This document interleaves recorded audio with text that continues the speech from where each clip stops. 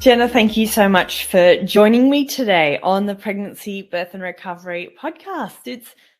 It's an absolute honour, as always, to chat to anyone about their journey to becoming a mother. So thank you for taking the time today. Of course. Thank you for having me, Catherine. It's great to chat about all things pregnancy.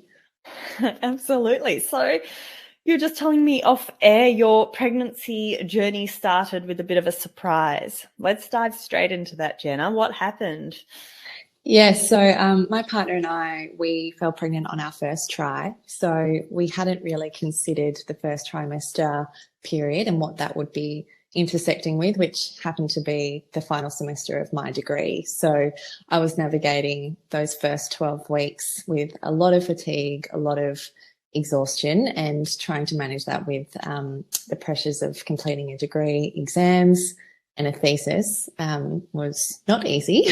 But yeah, managing the excitement of the next chapter as well as the closing of a very important one, which my degree was. It was a really exciting but challenging time. So did you think you wouldn't get pregnant so quickly, or did you not anticipate that the first trimester you'd be so tired? Definitely a combination of both. We just didn't think we didn't want to expect that we would fall pregnant straight away. We wanted to manage any potential disappointment of it taking a couple of months. So we just thought, let's give it a crack. If it happens, it happens. If it doesn't, we just keep trying. And what was your second question? Sorry, Catherine. Oh, yeah. And did you expect that it would be so tiring? No, I mean, you hear the cliches of the first trimester being so exhausting, but it really is something that you can't quite describe until you're in it. I've never felt fatigue like that, except postpartum. I've certainly felt fatigue that eclipses the first trimester, but at the time it was really, really difficult to get out of bed, let alone get to class and stay up late for exam preparation and writing a thesis as well. And how did you go with those exams? Surprisingly, very well. I don't know how. I think I knew the light was at the end of the tunnel, and I was really passionate about this second degree, which was in psychology. So far more interesting and engaging content than the first time around. So I ended up graduating last night, actually, with first class honours. So I managed to kick that goal while I was pregnant somehow, but I'm very grateful that I was able to in the end. Oh, congratulations. Thank you. Yes. And what do you want to do now that you've got your psychology degree?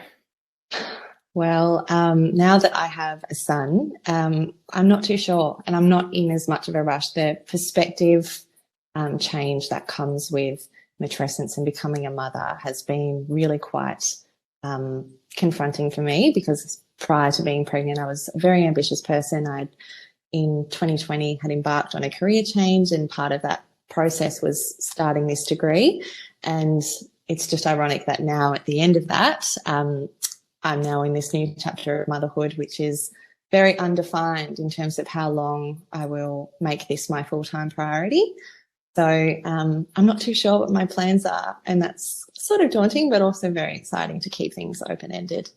Yeah, okay. So you had your first trimester. You were frantically trying to study for exams despite feeling exhausted. How was the rest of your pregnancy? I was very lucky, I think, in the grand scheme of how pregnancy can go, particularly when speaking with some of my friends who were pregnant at the same time and who experienced daily debilitating nausea, things like that. I didn't have any nausea. I was able to maintain a really active pregnancy right up until 40 weeks. So I think that really helped with my energy levels and my mental health as well. It's so much tied into my mental well-being with movement. So maintaining that was really great and really beneficial.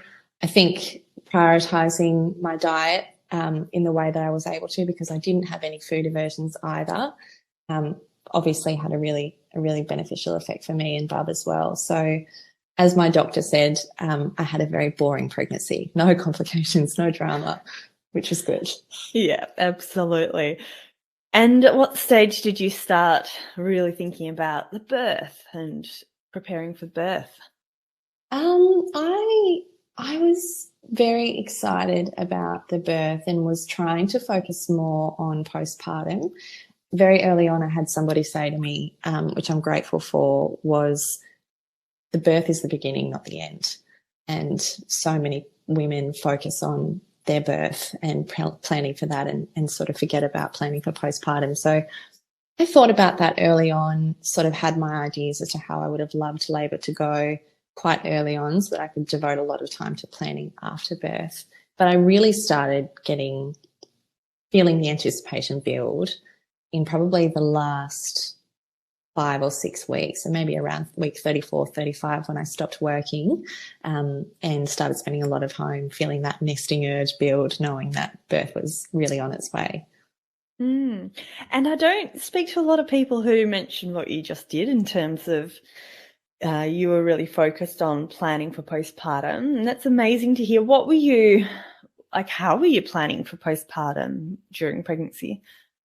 I can't remember how I came across the first postpartum resource, but it was The First 40 Days, which is a book written by a lady, I forget her name, but it's probably the number one recommended book I could give. And it's basically describing how many Eastern philosophies towards pregnancy is about nurturing the mother and planning for a period of healing and nourishing yourself so that you can focus on nourishing your baby, which challenges that Western approach, which is to just bounce back and get back to your pre-pregnancy life and body, and your baby is sort of just an accessory to your original life. So once I read that, I was then sort of recommended just by internet algorithm, really, and on Instagram, Postnatal Depletion Cure by Dr. Oscar Serelak. That was another really, really valuable resource as well. So yeah, once I started looking into those things, the algorithm just rewards you with more and more content. So, the good old Instagram algorithm. Yeah, it's good sometimes. Absolutely. And we are skipping ahead. I do want to go back to your birth, but in preparing for postpartum, do you feel it's been helpful? Absolutely. Yeah. I almost wish I did more. I think I was absolutely on the right track. It was so valuable. And being on the other side of the 4th trimester now and feeling the way that I do, I almost think, gosh, imagine if I'd, been even more prepared, how much better I could have been. It's sort of, it was wonderful. And highly recommend that mums really invest the time in preparing for that phase, because there's only so much reading you can do about, the challenge of those first 6 weeks in particular. So you want to make sure that you're, reinforced by support and food in the freezer, and you've got plans in place to support yourself during a really vulnerable time. Well, let's dive into that a little bit more. What would be the 3 biggest things that helped you in that postpartum period? Definitely food. That would be number one. You just don't really have time to think about grocery shopping or preparing a meal. So having, if you can, food prepared in your freezer that you can just pull out, defrost and have ready to go without having to think. Also, if you're very lucky to have family or friends around you, one way that you can ask for their support, perhaps instead of a bouquet of flowers or some more blankets or a teddy bear for the baby, can you bring me a lasagna once a week or something like that? So thinking about ways that they can support you practically. So not just food, but do you need somebody to do the cleaning for you? Do you need somebody to unstack the dishwasher? And one thing my partner and I did was we had on the fridge a to-do list of anybody who popped over and said, Jenna, how can I help? They can sort of bypass me and go straight to the fridge and read the to-do list of what needs doing. So we were very fortunate to have that support around us, that old saying, it takes a village, really rang true. Number 3, go to bed. And I know that old adage of sleep when the baby sleeps, and there's a lot of sarcasm around that. It's not that easy necessarily all the time. I found it really difficult to go to bed at 6 p.m. when he did, knowing that I'd be up just a couple of hours later and up throughout the night.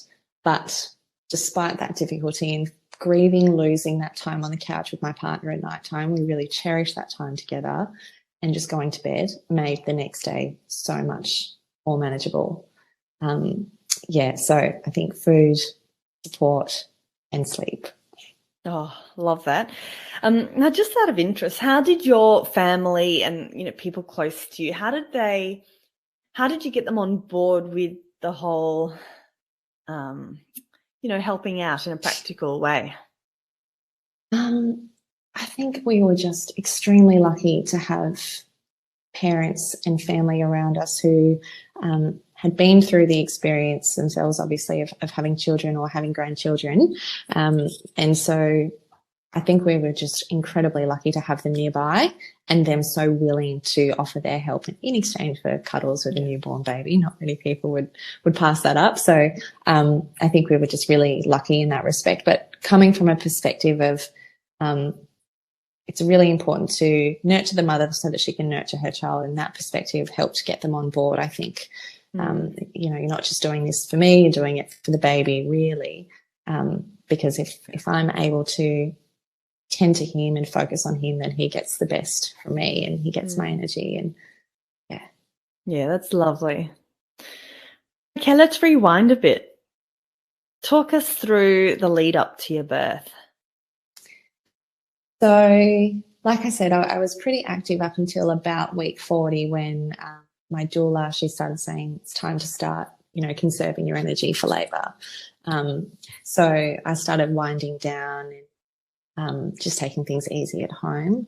But the catch with that was my mind, spending so much time at home, would start to ruminate on what was impending. And so every little cramp or movement would make me think, is it happening? And I found week 38 to 40, a few nights a week, I would have what felt like labour, or what I thought labour might feel like, which was sort of period-style cramps. Sometimes they would get quite intense and regular, and I'd think, oh, my gosh, it could be happening. But overnight they would dissipate, and I'd wake up the next morning and be like, still pregnant. So that happened for a couple of weeks. And it started to become more of a mental game, and managing the anticipation and the nerves that were building. And it was quite exhausting not knowing when. And Bub ended up being overdue, so I didn't go into labour until week 41. So once I passed my due date, it was even trickier.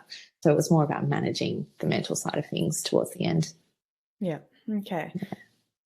So you're 41 weeks pregnant. Did you go into labour naturally? I did. Yes, it was.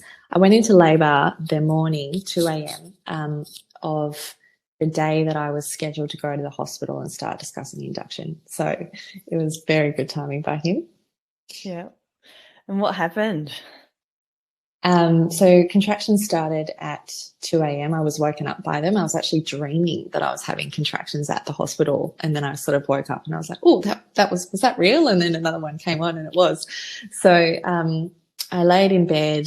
I didn't really go to sleep properly. I sort of would doze in between them, and I thought I'd had nights like this, as I was saying, where they would eventually dissipate. So I was almost thinking, oh, it might not be the real onset of labour. But at 9 a.m. I got up to go to the loo and my waters broke. So it was definitely happening. And I had to ring the hospital and let them know that my waters had broken, and they had to ask me to come in and check Bub's heart rate. He was doing absolutely fine. So I had the all clear to go back home and labour there for as long as I could. I was on a birth centre program, so was hoping to birth at the birth centre here in Perth. I laboured at home for as long as I could, until about 3 o'clock that very same afternoon. I ended up needing my doula to come over because I was struggling to get through them on my own already. And they were starting to approach being about 5 minutes apart for about a minute long, and that had been going on for a few hours. So I invited her over, and she really helped me get through another 11 hours. So until 2 a.m., it had been 24 hours since the first contraction, I started thinking, I think it's time to go to the birth centre and call my midwife. These are getting to the point where I'm getting scared of each contraction and thinking, I want to know how much longer I might have. So I know some mothers don't want to know and are worried that that might throw them off. I had the opposite experience. I felt like if I knew, that might give me a greater sense of control. And, you know, labour is one of those things in life you just have absolutely no control. So I think I struggled with that a little bit in hindsight. So we got to the birth centre and they checked me. I asked to be checked and I was 5 centimetres. I'd had a few meltdowns when I was at home where my doula thought, oh, maybe she's actually approaching transition, because I was starting to get really quite panicky and struggling to manage my psychology during contractions. So I knew that it was quite difficult. And when I was told I was only 5 centimetres, I thought, oh gosh, we might still have a really long way to go. So we laboured in the birth centre for 4 more hours. And during that time, there were other ladies giving birth and I heard a baby being born. I heard it crying, and that sort of threw me off. It really was a mental game, and staying sort of focused on my own sort of progress. But hearing that baby threw me off, and I remember thinking, gosh, I wonder how long it's going to be till that's me, till it's over. And things weren't really progressing, but the contractions were extremely painful, and they almost didn't feel right. Part of me knew something wasn't quite right. I can't explain why. So I was insisting that I be checked. My midwife, obviously being at a birth centre where it's an intervention-free philosophy, was trying to encourage me to hang in there and minimise that intervention, because when I wasn't in labour, that was really what I wanted. I wanted my doula to advocate for me to have as minimal intervention as possible. But when you're feeling that level of pain and exhaustion, things did change for me. So I was checked again, and in that 4 hours, I had only progressed 1 centimetre, and I just burst into tears and I said, I'm done. I can't continue like this. I need to go upstairs and get some pain relief. So fortunately, the hospital, the birth centre is attached to the hospital, so it was a 2-minute wheelchair ride to a hospital room where I was able to get some strong nitrous oxide, and that helped. But they needed to, because we were approaching 24 hours since my water had broken, they wanted to accelerate things. So I received synthetic oxytocin to speed up the labour, and that intensified the contractions to the point where I needed an epidural. So had an epidural, and once that kicked in, I was able to relax and get a little bit of rest. During that time, I progressed to 10 centimetres, and this was, by this point, I think it was about 2 p.m. in the afternoon. So it had been a long time. And because he was doing so well, that his vitals were never affected by the contractions or anything, they were sort of not in much of a rush, which was interesting. But we had a number of staff handovers as well, so there were always delays in updates as to how I was going, which is a bit of a caveat of the system, I suppose. And once I'd approached 10 centimetres, they helped me into an all-fours position to try start coached pushing. And he wasn't moving. I just didn't have the strength to push. They could see him. He was probably 5 centimetres from coming out, but he just wasn't really moving. So they started to recommend using assisted delivery, forceps, or a vacuum. I had to consent to that. I was really quite upset by this point that I hadn't had the natural birth, the intervention-free birth that I really hoped for, particularly because I'd had such an easy pregnancy. I thought that would translate to an easy birth, and it just doesn't necessarily. Labour is a lottery, which is something that I've heard, and that really rung true for me.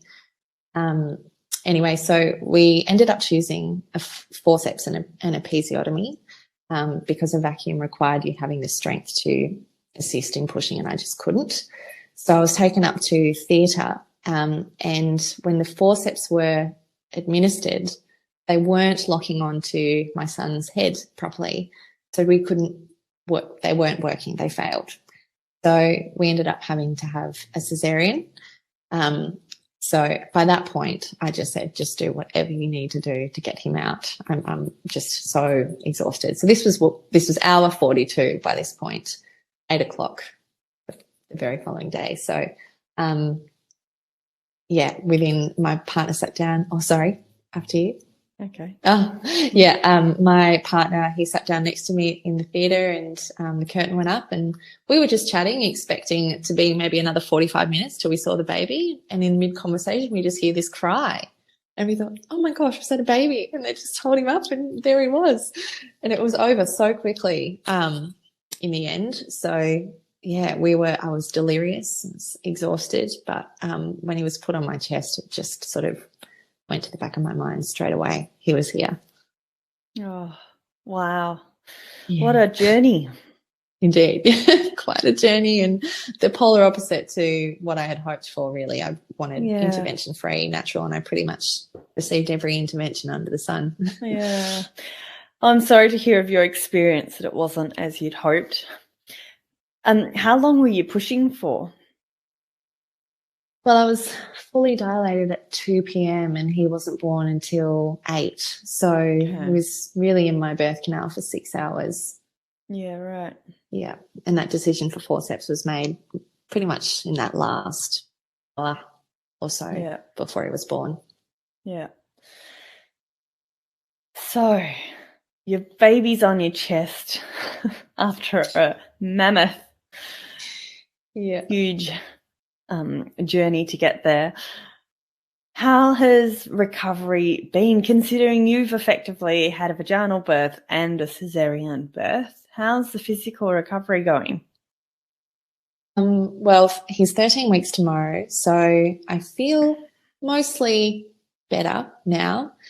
The first immediate aftermath of recovering from a C-section was incredibly confronting. I required a catheter for 10 days. My bladder was completely offline, so I didn't have any urge or sensation to go and couldn't. So carrying a newborn baby and the back of your own urine was really, really difficult in those first week, let alone, you know, the pain of the major abdominal surgery that you have, and just general afterbirth pains. I felt so weak in my core.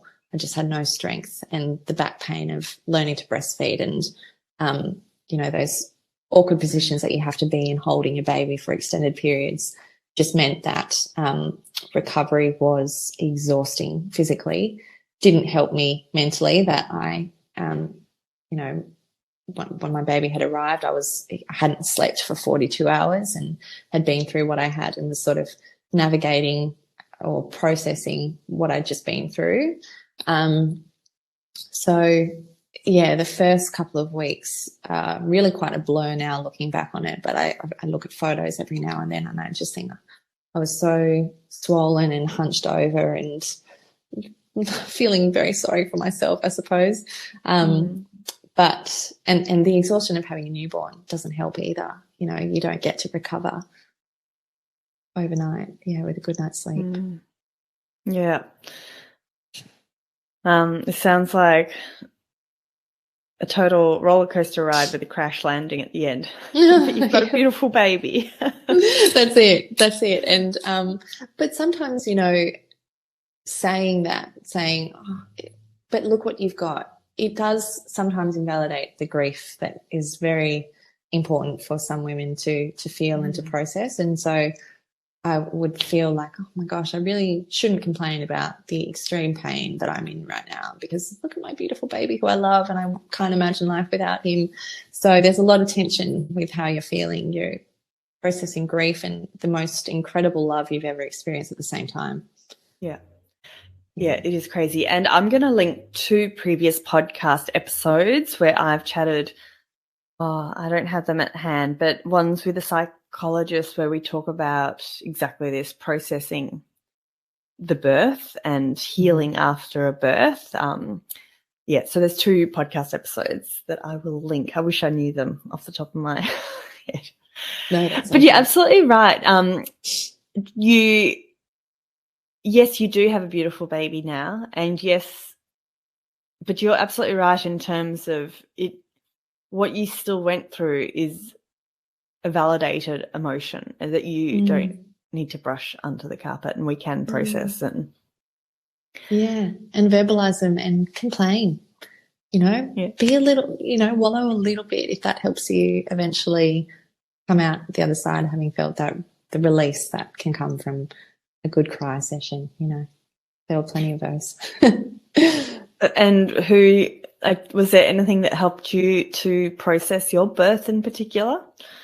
Time. That's it, really. Just time. And once you start to get to know your baby and get your rhythm, and everybody was saying, just hang in there, it gets easier. And I remember thinking, stop saying that, because I can't really comprehend when it's going to get easier.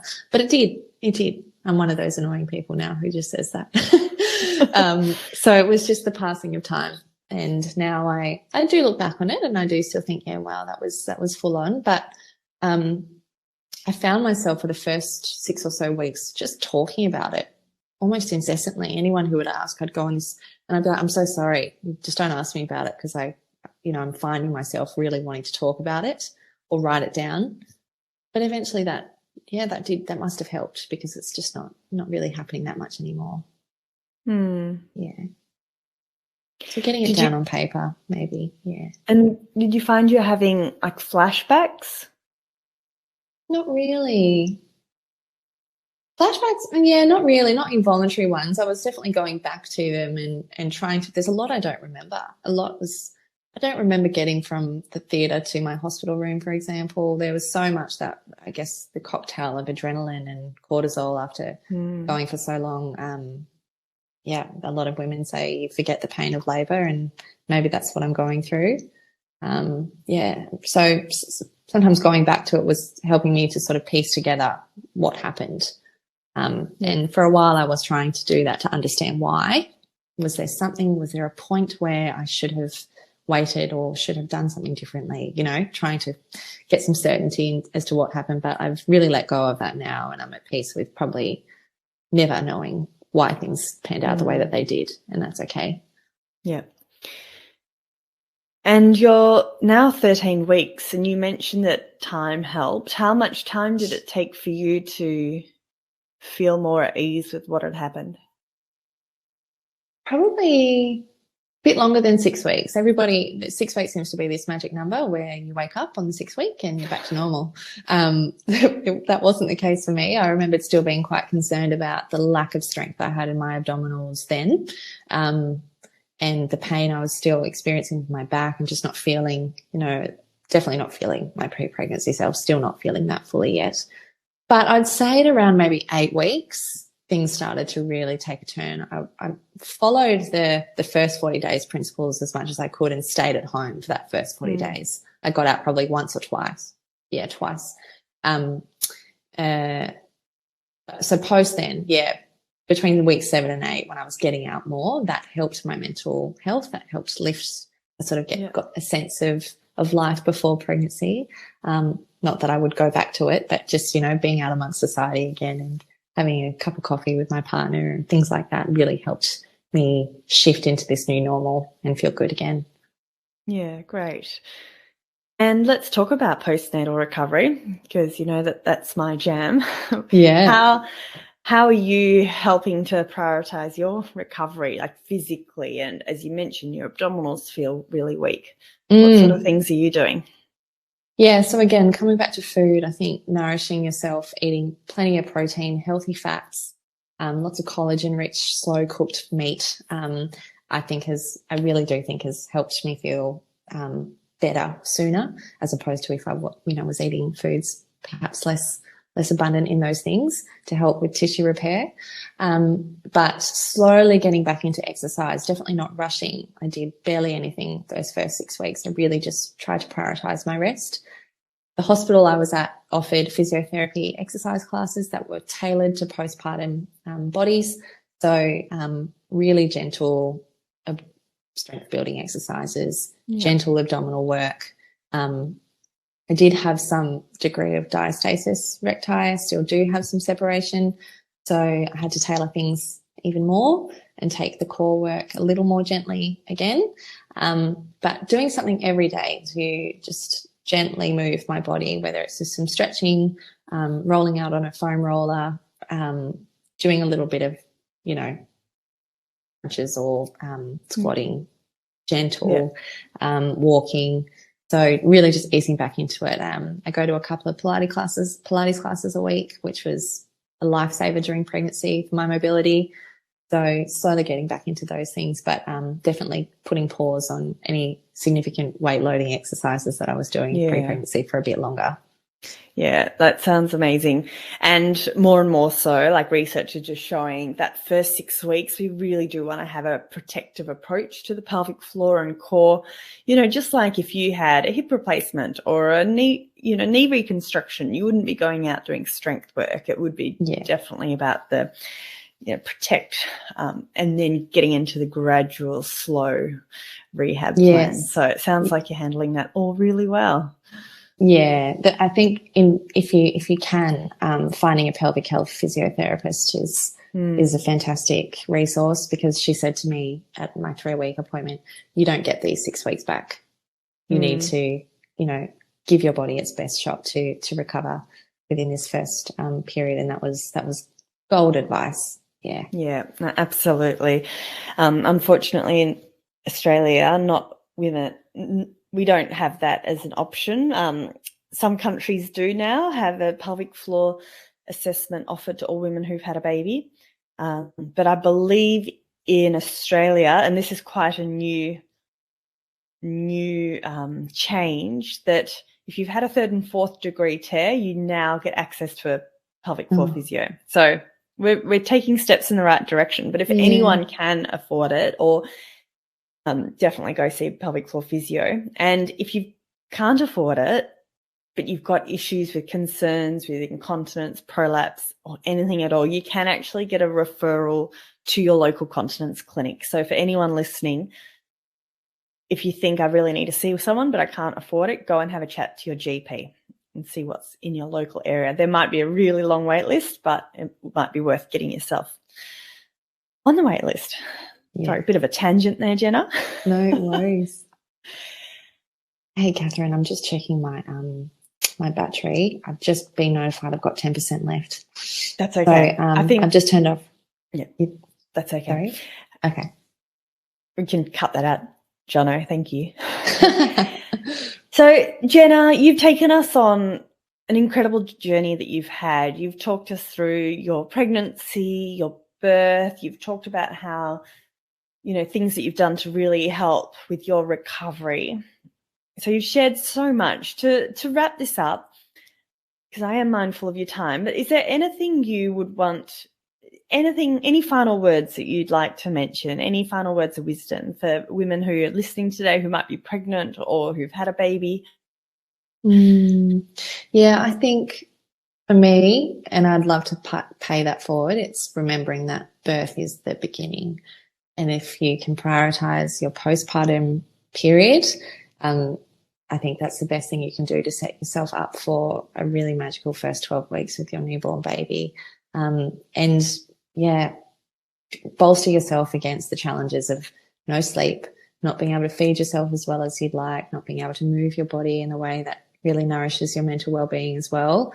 So invest plenty of time into your postpartum recovery. I think that's really critical. And for me, not having the labour and the birth that I would have liked, a lesson from that in my subsequent pregnancies, if I'm lucky enough to have one, will be to let go of expectations and not be so rigidly bound to a birth plan. Maybe consider a birth flowchart where you've got a little bit more flexibility with, okay, if this happens, then here's what I'm open to, and and just consider the full spectrum of possibilities. Yeah, I love that. I love the term birth map as well. You've got your starting point and your destination, and then all the different routes that you can get there. Love that. Yeah. Thank you so much, Jenna, for coming and chatting to us. I do appreciate the time, and I get this beautiful aura of calmness when I talk to you, and I can tell you're just really loving this stage that you're in with your bub. Loving it. Wouldn't change a thing now that I'm here. It's just, can't imagine life without him. So thank you so much, Catherine. It's been really wonderful to chat to you. Pleasure. We'll chat to you soon. Thanks for listening to the Fitness Mama podcast, brought to you by the Fitness Mama freebies found at www.fitnessmama.com/free. So please take a few seconds to leave a review, subscribe so you don't miss an episode, and be sure to take a screenshot of this podcast, upload it to your social media, and tag me at Fitness Mama so I can give you a shout out too. Until next time, remember, an active pregnancy, confident childbirth, and strong postnatal recovery is something that you deserve.